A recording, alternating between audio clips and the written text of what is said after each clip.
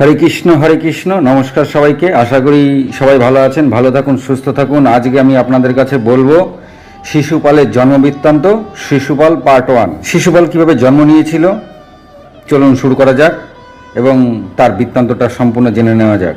আমরা যে দেখতে পাচ্ছি সেটা কতটা সত্য, আর আমি এখন আপনাদের বলছি সেটা কতটা সত্য, আপনারা সেটা মিলিয়ে নেবেন। যেটা দেখতে পাই সেগুলো কতটা মিথ্যে আর কি। হরে কৃষ্ণ, চলুন শুরু করি। যখন রাষ্ট্রযজ্ঞতে শিশুপাল পাণ্ডবদের ভীতু বলেছিল, সেই সময় ভীম শিশুপালকে মারতে উঠেছিল। তখন পিতামহ ভীষ্ম ভীমকে আটকায় আর তারপরে বলে, দাঁড়াও, তোমার কিছু করতে হবে না।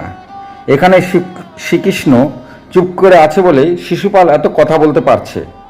ভগবান শ্রীকৃষ্ণ শিশুপালের সব জানে। শোনো আগে এই শিশুপালের কথা। পিতামহ ভীষ্ম ভীমকে বলছেন, আগে শিশুপালের সম্বন্ধে কিছু জানা দরকার, এখনই এত রাগ করো না। ভীম বলে, আমি কিছুই শুনতে চাই না, আমি ওকে দেখিয়ে দিতে চাই ভীতুকে। তখন শিশুপাল হেসে বলে, হ্যাঁ ছেড়ে দিন ওকে, দেখিয়ে দিচ্ছি ওকে। তোদের 5 ভাইকে একসাথে মারার ক্ষমতা আমার আছে, আমার তোদের 5 ভাইকে মারতে বেশি সময়ও লাগবে না। তখন ভীম আরও রেগে যায়। তখন পিতামহ ভীষ্ম ভীমকে টেনে নিয়ে দূরে নিয়ে যায় আর শ্রীকৃষ্ণের দিকে তাকায়।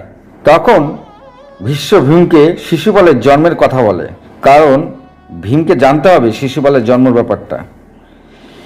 ভীমকে বোঝায় যে এই শিশুপাল যখন চেদি রাজবংশে জন্ম নিয়েছিল তখন তার 3টে নেত্র ছিল এবং 4টে বাহু ছিল। এই দেখে তার আত্মীয় স্বজন সবাই ভয় পেয়ে গেছিল এবং তার পিতামাতারাও প্রচণ্ড ভয় পেয়ে গেছিল। তখন তারা ঠিক করলো এই বাচ্চাকে আর রাখা যাবে না, হয় গঙ্গায় ভাসিয়ে দিতে হবে, না হয় বনে ফেলে দিয়ে আসতে হবে। যখন তারা এইসব চিন্তা ভাবনা করছে, ঠিক সেই সময় একটা আকাশবাণী হয়।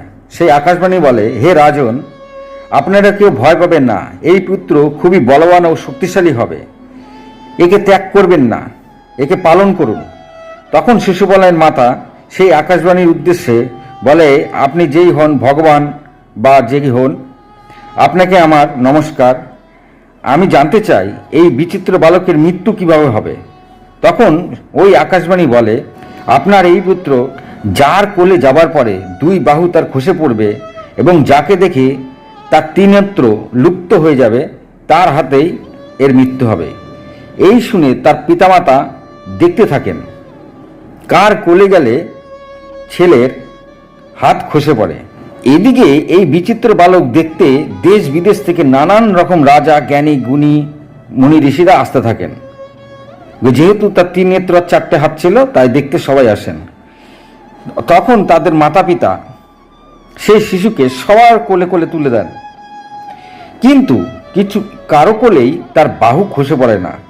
তাই তার পিতামাতা ভাবছিলেন, কে এমন আছে যার কোলে গেলে আমার এই পুত্রের বাহু খসে পড়বে, 3 নেত্র লুপ্ত হয়ে যাবে। এইসব চিন্তাভাবনা যখন চলছিল, এর কিছুদিনের পরেই বলরাম ও শ্রীকৃষ্ণ তার বুয়ার ঘরে এই বিচিত্র বালককে দেখতে এসেছিলেন। তখন বুয়া মানে শ্রীকৃষ্ণর বুয়া বালককে শ্রীকৃষ্ণর কোলে দিলে তার 2 বাহু খসে পড়ে এবং তার 3 নেত্র লুপ্ত হয়ে যায়। এই দেখে তার মাতা খুবই ভয় পেয়ে যান।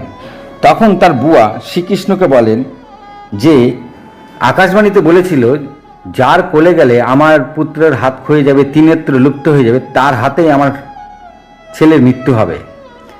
তো তোমার কোলে যাওয়ার পরে আমার ছেলের 2 বাহু লুপ্ত হয়ে গেছে, আমার ছেলের 3 নেত্র লুপ্ত হয়ে গেছে।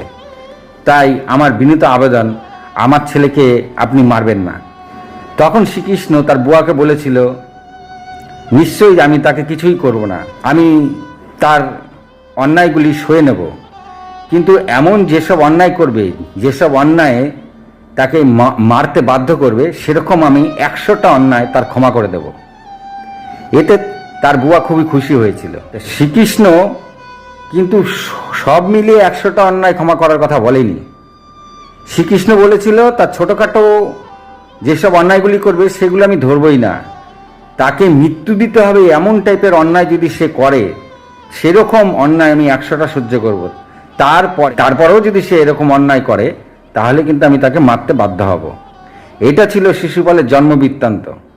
এই কথা যখন ভীমকে বলে যে শিশুপালের মৃত্যু আমাদের কারো হাতে নেই, তাই তুমিও তাকে মারতে পারবে না, তাই ও এত চিৎকার চেঁচামেচি করছে, আর শ্রীকৃষ্ণ মৌন রয়েছে, শ্রীকৃষ্ণর হাতেই শিশুপালের মৃত্যু।